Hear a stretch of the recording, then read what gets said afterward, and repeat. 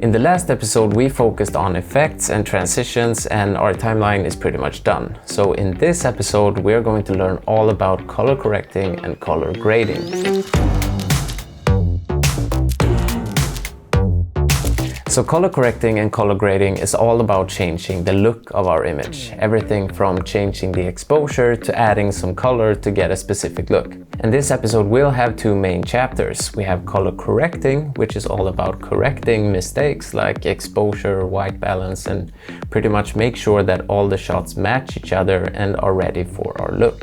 Then color grading, that is all about applying the look to the entire video. If you want it to be cooler or warmer, it's almost like adding a filter to the entire video. Okay, so unlike color grading, which applies a look to the entire video, color correcting is all about changing individual shots. It's time to introduce our first tool in color correcting and color grading, and that is using scopes. If you go up to Window and you go down until you can find Lumetri Scopes, just click that. Now it ended up here, but I want it up with our effect controls, so I'm just going to add that there.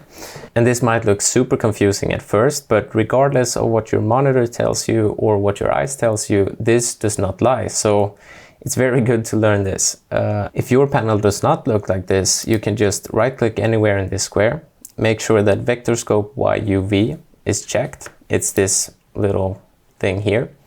And then we also want the waveform RGB. Then you have some different tools, but we're just going to start with these for now.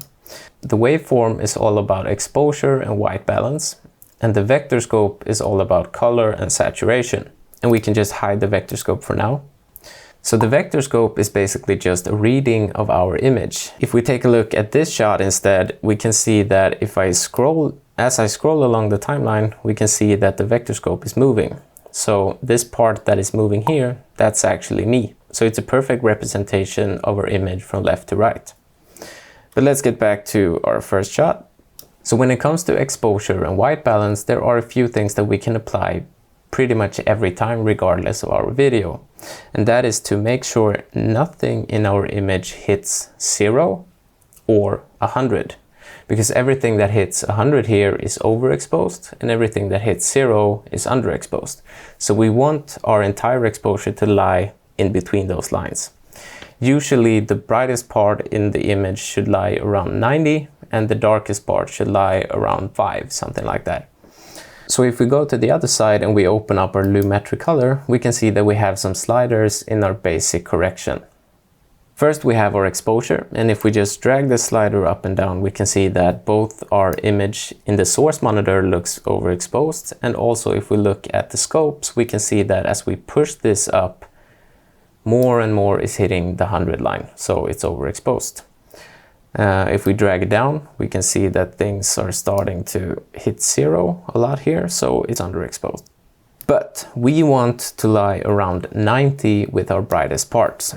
And that is, of course, our sky. Now, sometimes when you expose your image, you can't really help that something gets overexposed, and then it's okay. But if you can, try to make sure that nothing is overexposed or underexposed. So to reset a slider, you just double click it. So our goal is, of course, to get everything on the 100 line down to 90, so nothing is overexposed. So we can start by moving our whites, which is our brightest parts of the image, and just pull those down until nothing is touching the 100 line. So what this tells us is that this image is actually pretty well exposed because we still have some details left here. If the sky would have been overexposed when we shot it, this line would have been completely straight and we would be forced to leave it at overexposed. We can look at another shot, this one, where the sky is overexposed, and if we pull down the whites here, we can see that this line is straight. This means that the sky is actually overexposed and we're not bringing back any detail, we're just making the white gray basically. But here we can see that the line is not straight, which means that we have some details left. Okay, let's carry on. Now we can see that when we pull down the whites, if we just reset this here, the image is starting to look flat. So we can increase our highlights, which is also the brighter parts of the image, but not the whites. So let's just increase that until we get this up a little bit. And again, we don't want to crush anything. So if we pull that up to 100, we can see that things are sort of starting to become this line that we don't want. So we're going to drag that back to, yeah, maybe around 40, 50, somewhere around there. So for the darker parts, again, we don't want anything to hit the black line. But if you shot during daytime like this and you've exposed it pretty well, usually nothing is underexposed unless your scene is super contrasty, which this isn't. So I think we're just going to leave the darker parts alone. But just to show you what the sliders does, the shadows, just like the highlights, controls the darker parts, but not the darkest. So if we pull up the shadow slider, we can see that it's affecting the entire image, but mostly the darkest parts. And the black slider, if we pull that down, we can see, if we look at a jacket and the stairs here, it's crushing, it's taking out the details disappear. And if we look at the vector scope, we can see that everything is just disappearing into the 0 line here. So usually I leave this slider alone and I control my darker parts with the shadow slider. But I think we're pretty good for now. Then we're going to fix the white balance, and we can use the vector scope for that as well. So when it comes to white balance, we basically want the whites to be white and the blacks to be black. And if you want to learn more about that, we made a complete episode about that in the past. So if we look at the vector scope again here, the brightest parts, which represent our sky, are more towards blue than they are white. So to compensate for this, we can add more yellow. And then it will become more red, which we don't want either. So we can pull that back a little bit. Maybe to 3. And now instead the white balance is purple. So we're going to add more green to our tint. And now it's a bit too green. So let's try -2. Yeah, so this is pretty good. And now we can see that the white is white instead. So I would say that this is pretty well corrected for now. And if we go up and uncheck this, we can see that the difference isn't huge, but we can still see that it's an improvement. And that's what it's all about. Color correcting is about neutralizing and balancing the timeline, and the color grading is where we apply our look. So let's move on to our next shot, which is our freeze frame. And here we can just copy the effect from the first one. So go to Effect Controls, click Lumetri Color, Control C, go to the freeze frame and Control V. Good. And then move to our office shot. And here we can see again that we have some white balance issues, because these brighter spikes here represents my t-shirt in the middle, and my t-shirt is white, so it should be white. So let's again try to add -2 to our green tint. So when it comes to exposure, this is a darker scene, and you want again the brightest parts to lie around 90. So I think we can pull up the highlights a little bit on this one to maybe here, and maybe pull down the shadows a little bit. Maybe something like this. And we can see on the tube light here in the background, this of course will be overexposed regardless if we take this down. Sure, we take it down, but you can see that the line is straight, meaning that it's overexposed anyway. So I think we're just going to leave it like this. We can uncheck to see the difference. Then move to our next shot. And here we can again see that we're more towards purple than we are to white. So let's add again -2. Yeah, that's better. And maybe add a 2 on the temperature, or 1.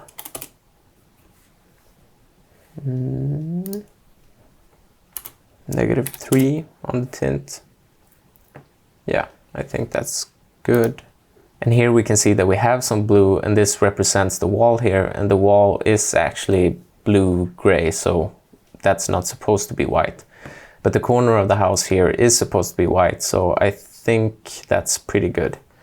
And exposure-wise, I think we're pretty good too, because we have our brightest parts at around 90, and the darker parts, again, we can see that nothing is underexposed. So we're gonna leave that. move on to the next one. And this one is a bit harder to correct because we don't really have anything white in the scene, but we can just try to correct from this car and add some more yellow and some more green.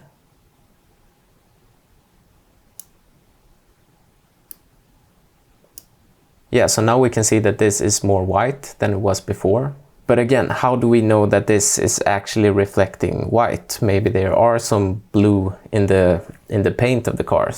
But I think it will look better if this reflects white than if it reflects bluish. So we're gonna leave that white balance. When it comes to the exposure, I think this looks a bit flatter than this one. So I think we're gonna drag down the shadows a little bit and raise the highlights a little bit to get some more contrast in the scene. And now we can see that the white balance moved a bit more towards yellow. So I think we're gonna drag this down to 5 or 6. And now we can see that we introduced more green. So I think we'll change this to -5. And we're back, yeah. So I think that's pretty good.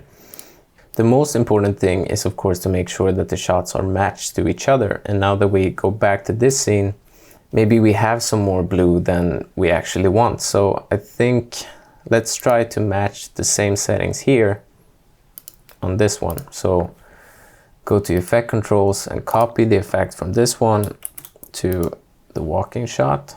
First remove what we did and then copy the new one.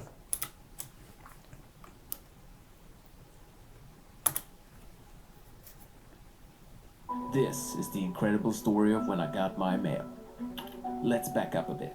A while ago I was sitting at home awaiting a package. Then the package came, so I went out to get it. I had been waiting for this package forever, so I was super excited. But then, it was my super... Yeah, I think this looks great actually. So we're gonna leave that and move on. And this shot is of course from the same scene. So the first thing we can do is just try to copy the same effect. So hit Ctrl V. And we can see right away that this one is a lot brighter than this one is, and we want them to match as close as possible. So we're gonna drag down the exposure on this one a little bit. First, just try to drag the exposure slider until nothing touches the 100 line, maybe -0.2. Good. And if we look at the brightest part, we can see that it's more towards green, which isn't good. So we're gonna change the tint to -3, and that added a lot of warmth. So we're gonna take this down to maybe 4. Yeah. And then we can pull down the highlight slider. And to make the matching of two shots even easier, we can add something called comparison view.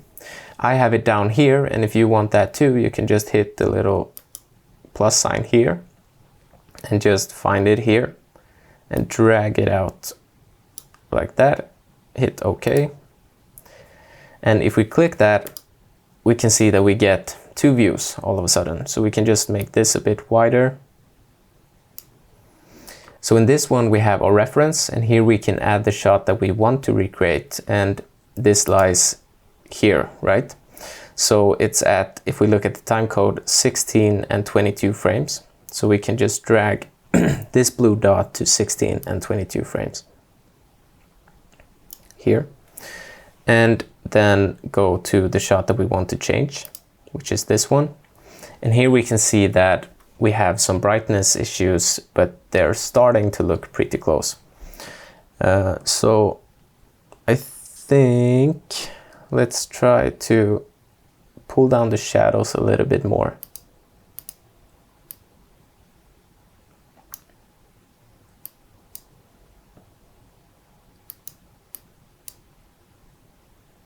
And the highlights.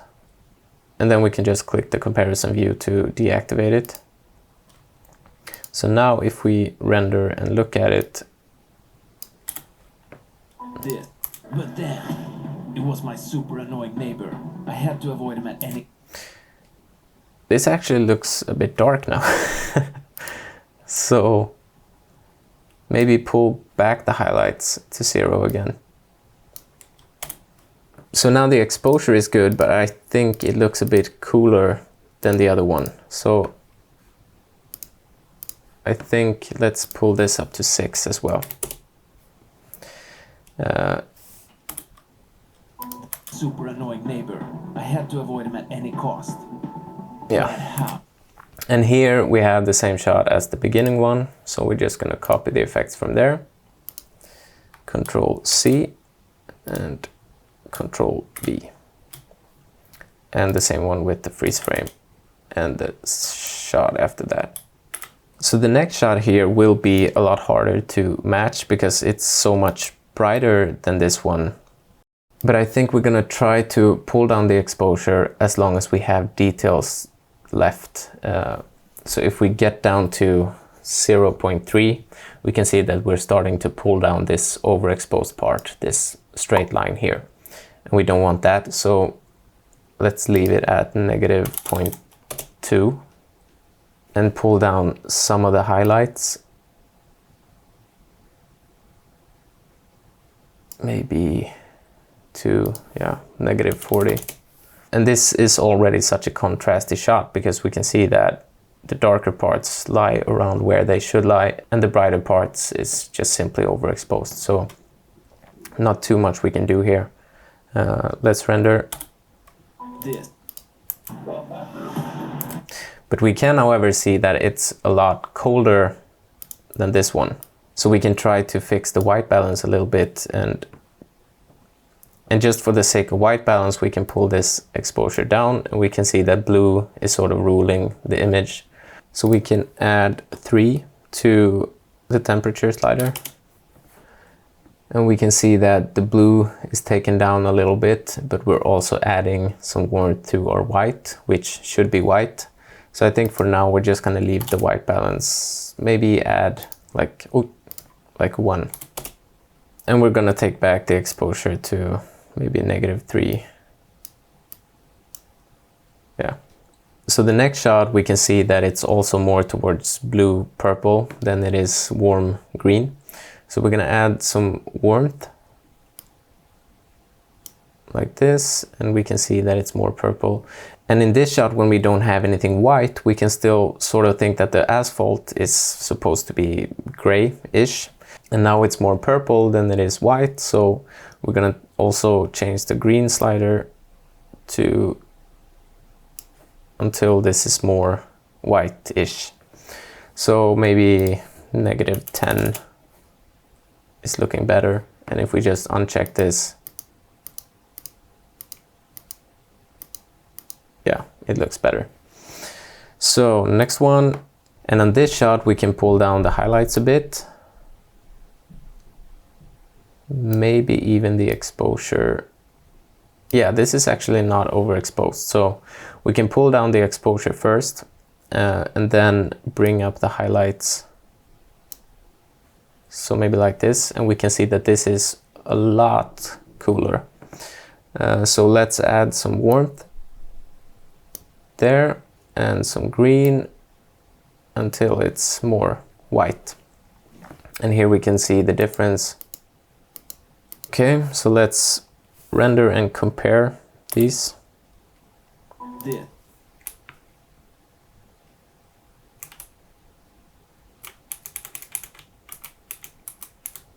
So obviously this one is brighter again because we have the bright sky.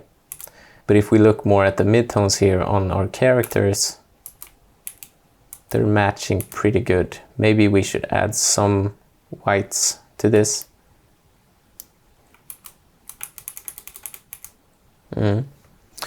Okay, that's good for now. Next one is again this one, so we can just copy Lumetri color from this shot and paste it on this one. And the same one with the hitman, we can copy and go to the next hitman and paste, and go to the freeze frame as well and paste.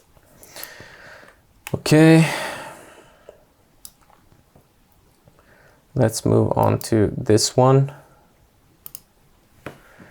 Here we have again the brightest parts that is reflecting from the car window, and we can see a little bit of the sky in the background, and both are moving more towards blue. So let's add a little warmth and maybe -3 on the green here to make sure the sky is more white. Okay, that's quite a lot. Now the sky is good, but the window is more green, so I think we'll meet in the middle there and add -4. Yeah. Exposure wise, we can pull this up, the entire exposure, to maybe -7. Damn, these do look blue. I think we'll add 13 to the temperature. Same one with this one and this one.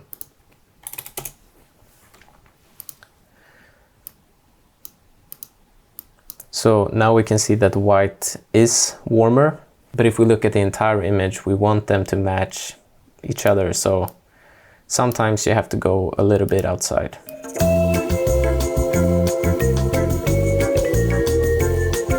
And here it's pretty hard to fix the white balance because pretty much everything in this shot is sort of red, orange, warm. But if we just take it from the other shots, we've had to add green to basically every shot. So we can maybe just add -3 to this one as well.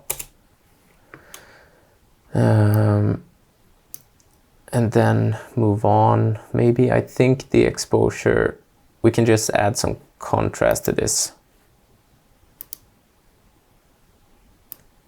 because we don't want to overexpose anything. We can already see that my white shirt here is overexposed, but otherwise generally everything is around 90 to 70, which is good. So let's move on.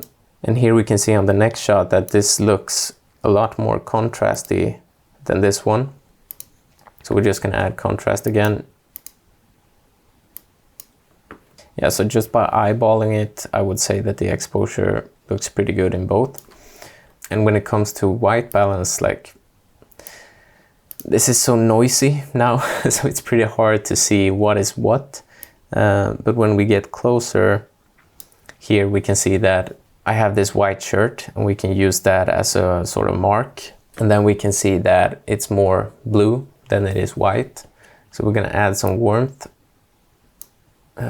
like 9, and then maybe -6 on the tint. So before, after. And since these two are pretty much the same shot, I think we're gonna use the same white balance for the two of them. So we're gonna copy this effect and go back, remove the old one, and paste. I managed to escape the deadly conversation and could keep moving towards my target. Yeah, so now they're matching very good, actually.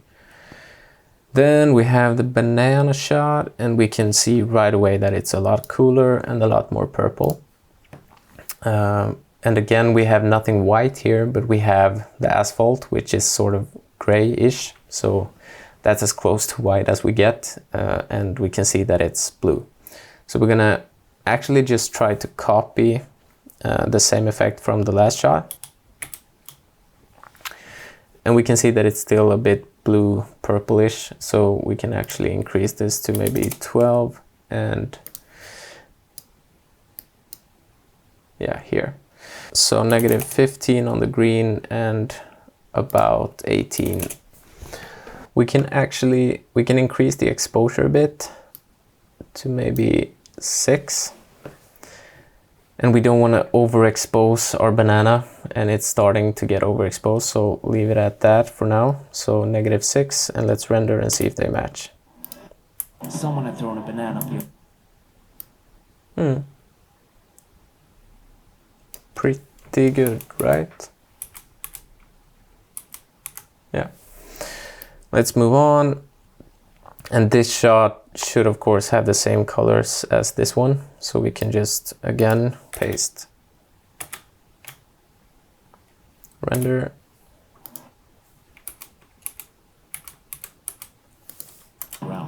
It seemed impossible to avoid. Thank God. Great. This one.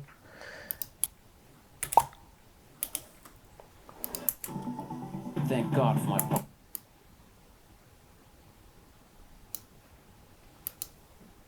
Yeah, I would say they match pretty good. So the next ones are the parkour slow motion shots. And these looks a little less contrasty. So we're just gonna add contrast.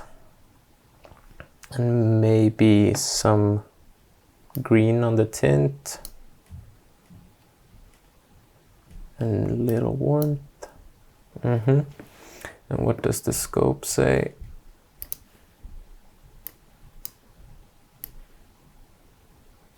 It says that it's a bit dark, so we can maybe up the exposure a little bit, but we don't want to overexpose the face. So the face lies right around, yeah, between 70 and 90, which is good. So we're not gonna pull the exposure up anymore. And even though the scope says that this is a bit darker, we can still sort of eyeball it and see that these match pretty good.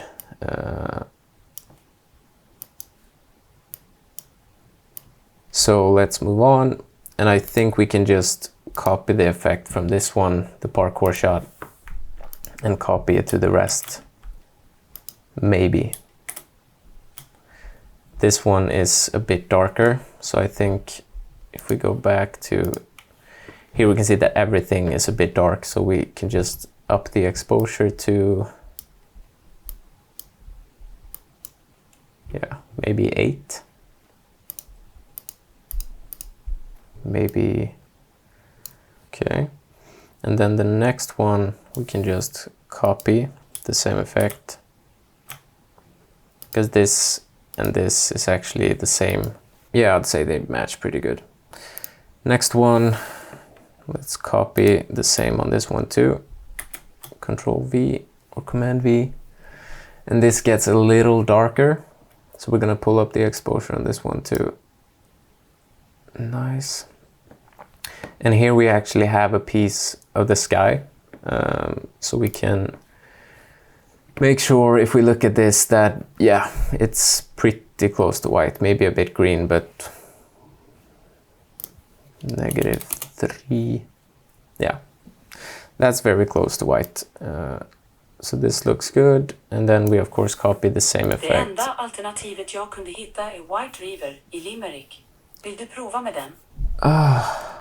iPhone, stop listening to me. So let's just copy the same effect from the moving shot to the freeze frame. Boom. Okay, good. And then move to the banana shot. Let's try to just copy the same one. And this is again very noisy and hard to see, so we're gonna pull up the comparison view, go to the last frame or the last shot, and try to match these as good as possible.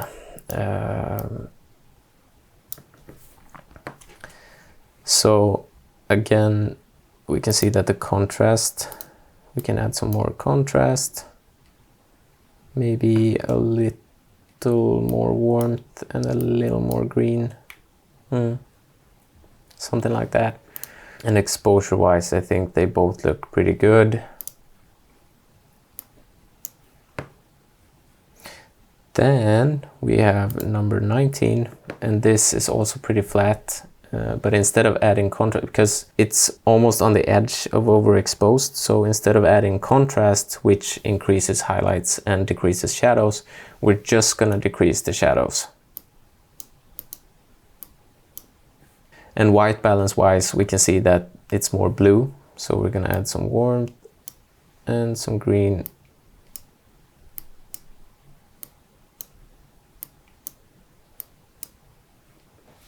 Yeah, so maybe around here. Let's just copy this effect or Lumetri and go to the mailbox and paste. So now I think this became a bit dark maybe. Let's raise the exposure a little bit. And I think it's a bit too green as well. So I think let's pull the tint back to 6.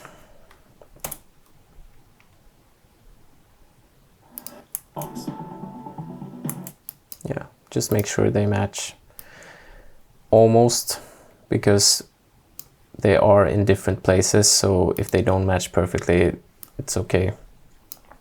But yeah, I would say these are looking pretty similar. So now we're done with the first part of the color correcting, and now we're going to move over to skin tones and make sure that the skin tones are correct. So if we look at our scopes here again, we can right click and bring back our vector scope, and we can actually take the waveform away for now.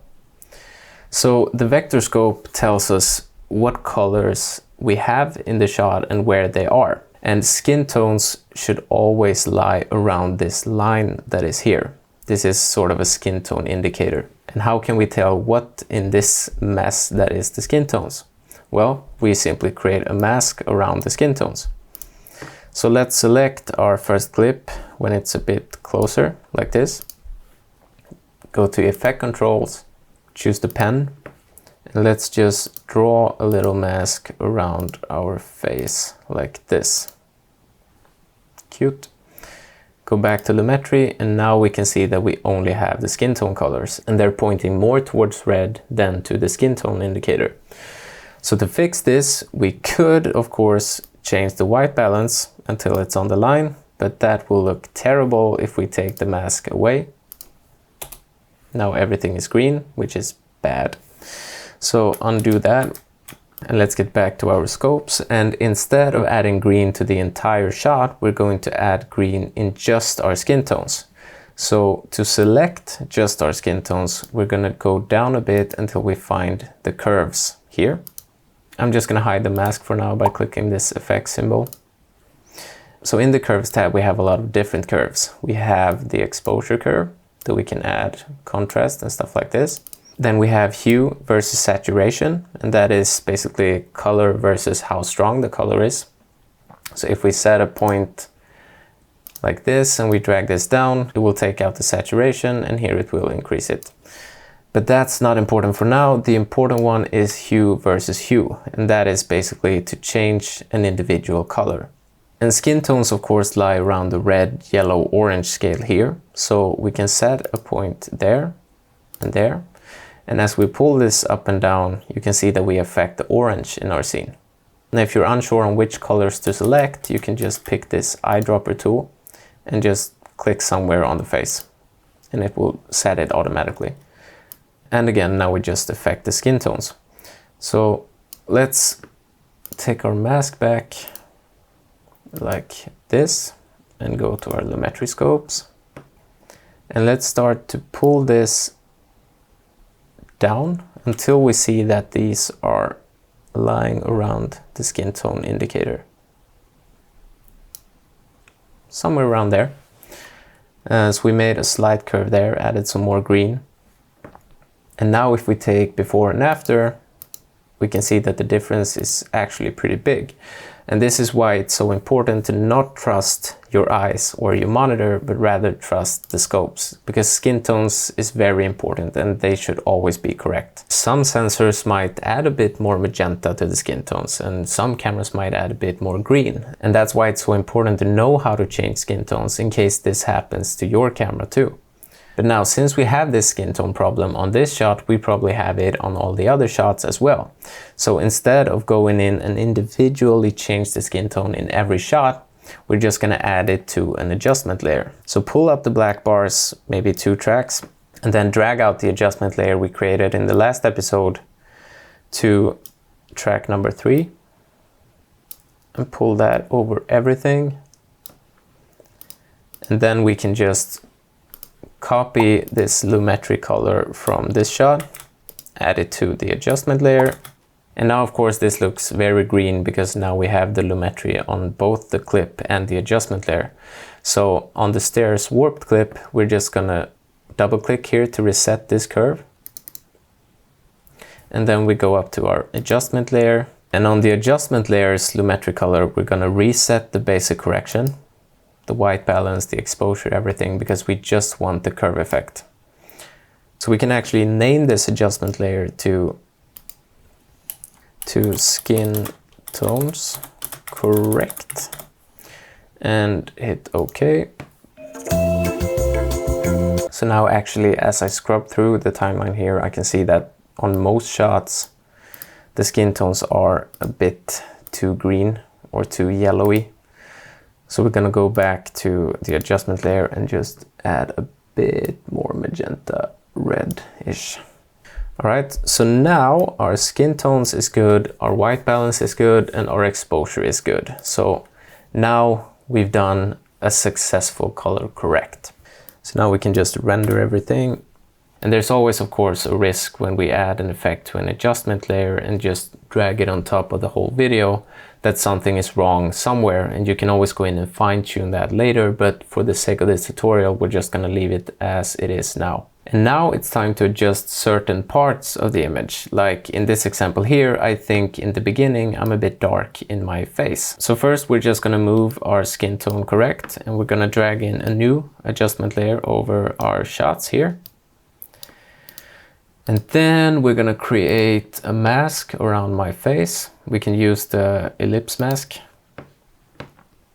and just adjust the points so that it covers my face a bit like this, and we can feather it out quite a bit. And then we're gonna go up to our basic correction in the Lumetri color and just raise the exposure by maybe 5. And then we're gonna set a keyframe for the mask path by clicking this little stopwatch. And then we're just gonna move back and make sure that the mask is staying on my face.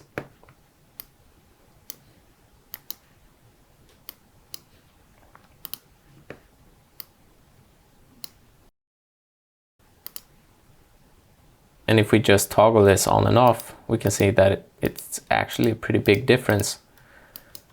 This is the incredible story of when I got... So that looks nice. The office shot, I think, is pretty good. But of course we have the same problem on the stairs clip, so we're just gonna copy this adjustment layer by Alt and dragging.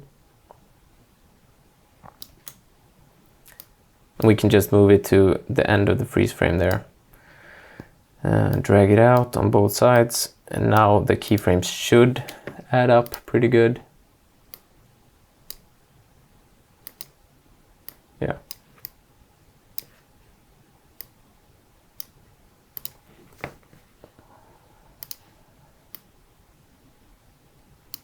Move down to after the freeze frame, and we might have to adjust it a bit. Yeah, and here we can see that the mask is way too small.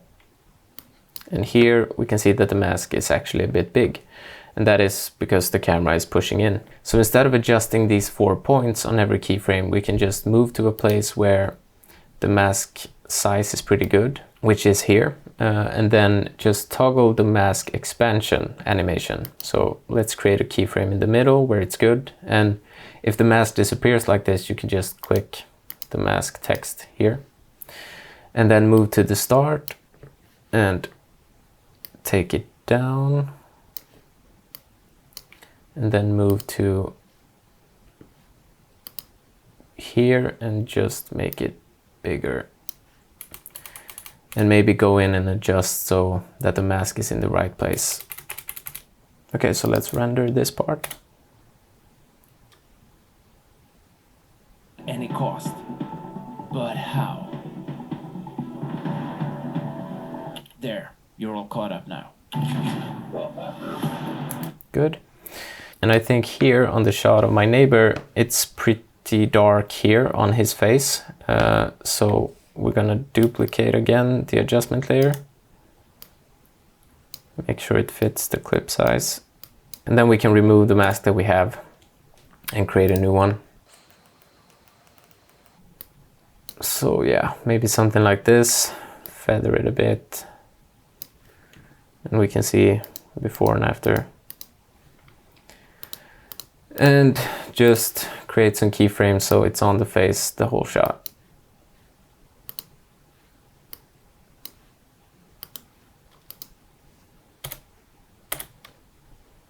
It was my super annoying neighbor. I had to avoid him at any.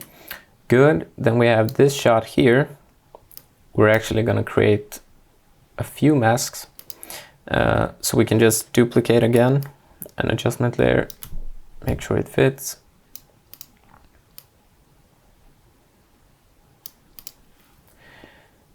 Remove the mask that is on now. And here we're going to choose the pen tool, and we're just gonna create, let's zoom out a bit, and we're gonna create a mask around the hood here, the window. And then we're gonna create a new mask around the sky here, and feather both of them like maybe 50 or something. And so now what we've done is raised the exposure here and here, but we don't want it to be raised. So instead we're gonna pull this down. Here you can see the difference to maybe, yeah, around -7. So that way, since our eyes is always drawn to the brightest part in an image, now our eyes won't look up here. It will instead keep the focus in the middle. That is actually the brightest part now. Let's just render and look at that. Nice. Then the crawl shot, I think, is good for now. But on the second crawl shot, the face is actually a bit bright. So again, here we're gonna pull down the exposure, remove the masks, and create a custom mask around the face and the shirt.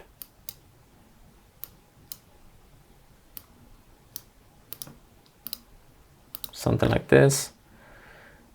Feather it out a bit and just toggle on and off to see the difference. I think instead of changing the exposure, we're just gonna pull down the highlights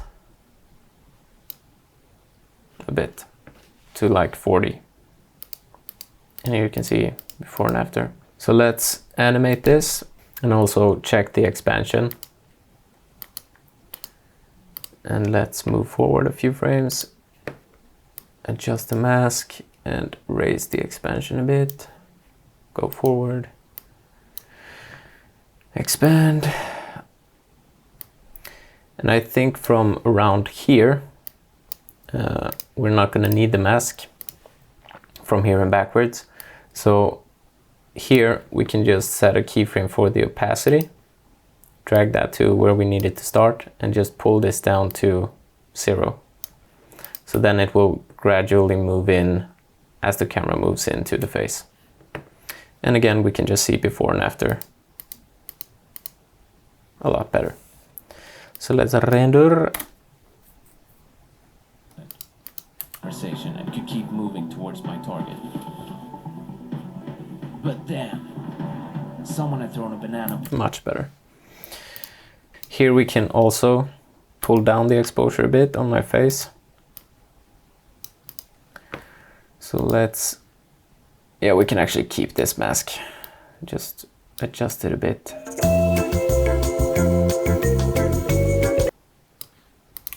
Okay, good. And here is okay, here's okay, here's okay, I think, yeah. And this is okay.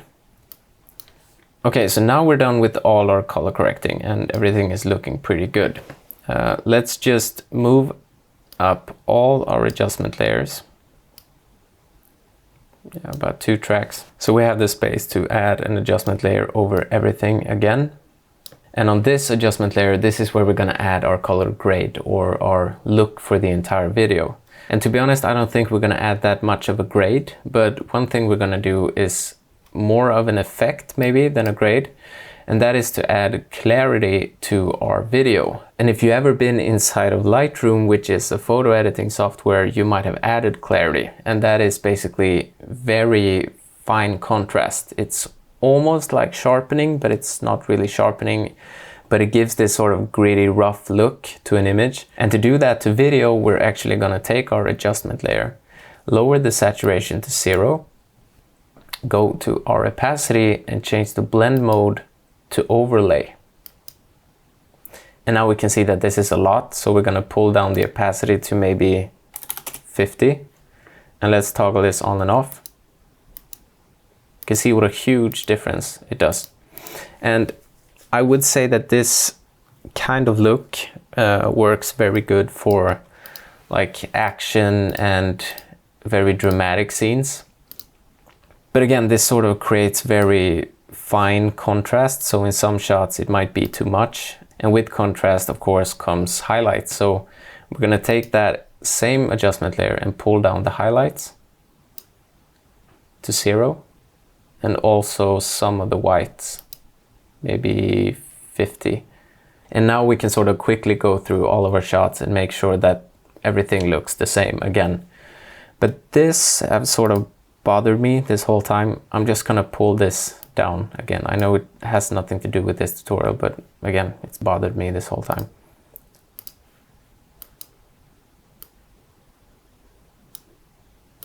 Yeah, okay.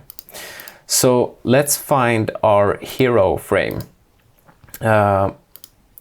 Basically where we think that this effect looks the best.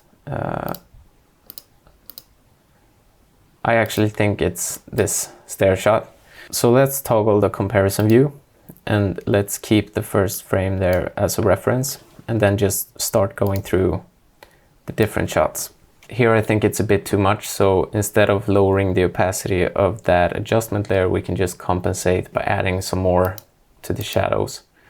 But as you can see, this also takes away the saturation, which is how strong the colors are. If we compare the saturation in my face here and here, so we can also add some saturation until these two look good together, and I think there. Next one, the saturation is almost too much, so we're gonna pull that down maybe, or let's first add some shadows.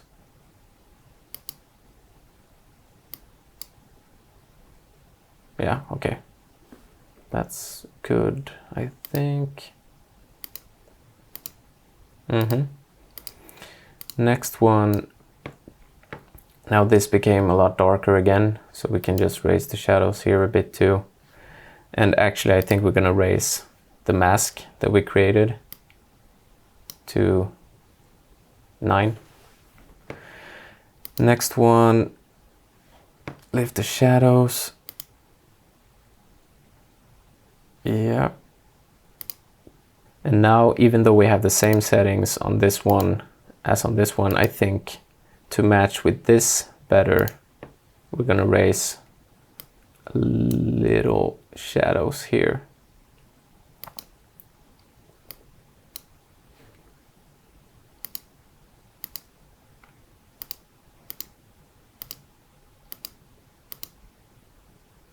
Yeah.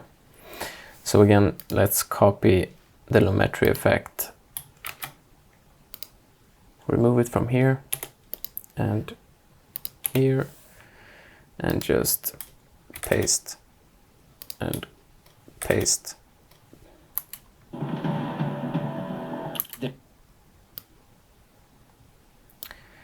Now this one becomes very contrasty, but I kind of think that it works. Maybe take down a little contrast, add some saturation.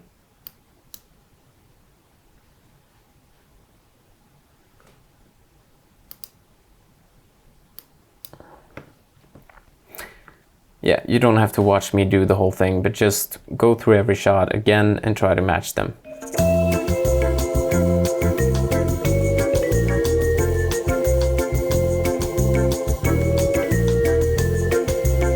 Okay, so now I've gone through the different shots and I think everything is matching pretty good, but I also think that this is still a bit too strong. So I'm gonna take this down to 35 and just toggle on and off to see the difference. So I'm just gonna render everything and have a look. This is the incredible story of when I got my mail. Let's back up a bit. A while ago, I was sitting at home awaiting a package. Then the package came, so I went out to get it.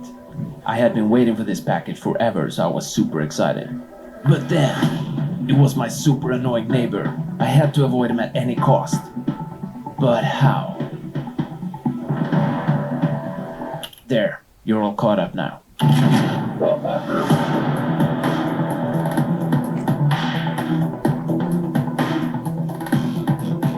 Okay, fine, that's not what happened.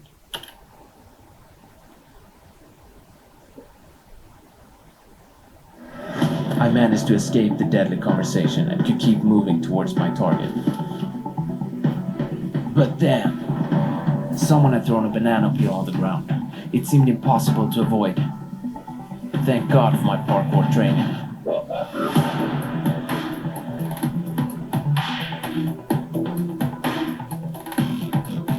Okay, fine, that's not what happened either.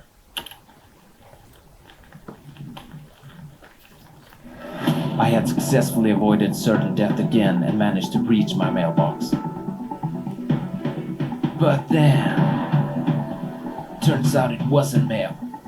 It was a goddamn bomb. Okay, cool. I noticed that the raise we did in the exposure on this one, I don't like it anymore. So I'm just gonna take this back again to 0 on that, and 0 on that, and 0 on that. Okay, render and look. Okay, I think this looks pretty good. We might have to fine tune everything a bit later, but the last thing we're gonna do before we end this episode is to just add some sharpening to our 1080p clips, because the quality is a bit worse on those. So let's just drag in a new adjustment layer and place it over our 1080p clips here, or our slow motion shots, including the freeze frame. And let's go to Lumetri again, but go down to Creative, the Creative tab, and just add like 30 in sharpening. Great, and then we can just add them to our parkour shots also. So Alt and drag. Great. And we can just rename them to sharpening. And we are done. Now, of course, there are some fine adjustments to be done here and there, but I don't want to make these tutorials 4 hours long. So we're just going to leave the fine tuning until later, and you can of course play around with it yourself and just try to match everything. That's the best advice I can give you. In the next episode, we're going to focus on graphics and animation and how to add text, and we're going to create this end credit scene in the end of the video. So if you haven't downloaded the background or the fonts yet, go ahead and do that, and I will see you in the next one.